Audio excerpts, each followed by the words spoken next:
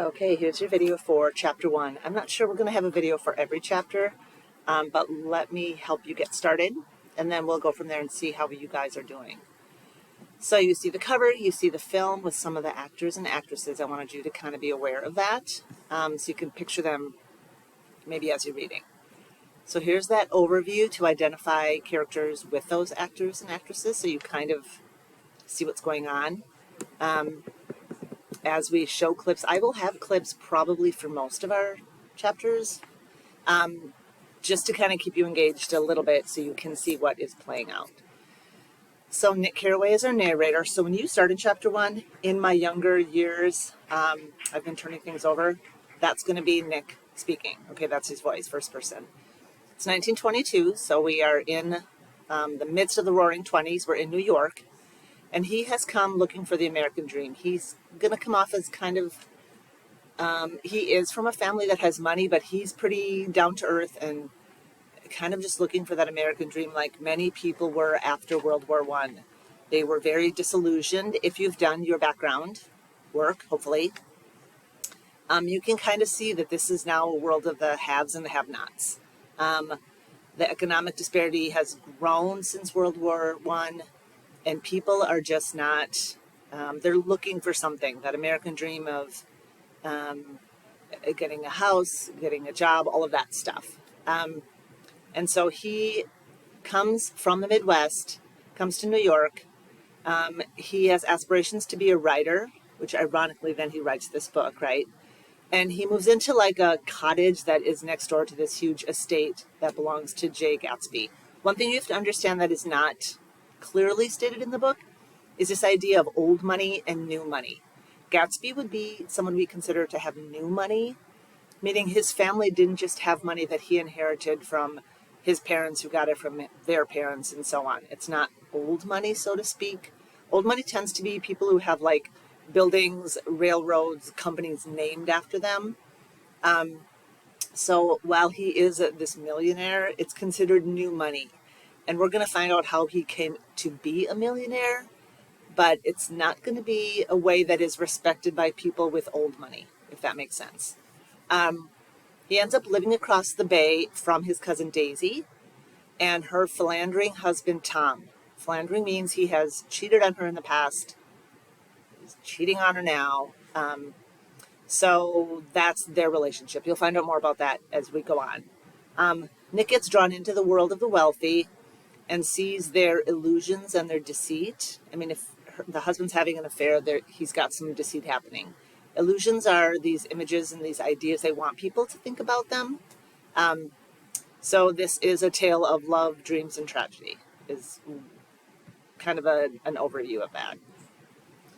So in chapter 1, these first chapters are about 20 to 30 pages, which is why I give you a little chunk of time to read through them. Read through them or listen to them. We have the audio online for every chapter. You can choose per chapter. The visual is in front with the text. It doesn't match up to the visual of our book, but you can speed it up and listen to Jake Gyllenhaal read it to you. So use that if you want to. But we meet Nick.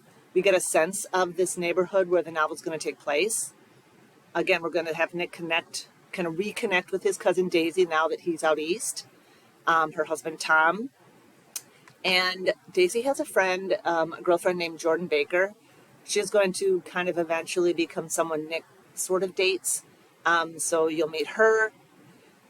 And then after this dinner that they have together, you'll kind of get a sense of their personalities. Nick is going to drive home. And as he gets home, and there's a kind of a good scene in the movie where he kind of looks up and he sees Gatsby outside his mansion. So he has seen this guy, but he has not met him. And he's going to hear about him a lot, and we're going to hear about him a lot before we end up meeting him too. Okay, a couple more things. So here's the visual. So you have Gatsby and Nick are the neighbors, right? Nick is our main character. That's Tobey Maguire as an actor. He's cousins with Daisy.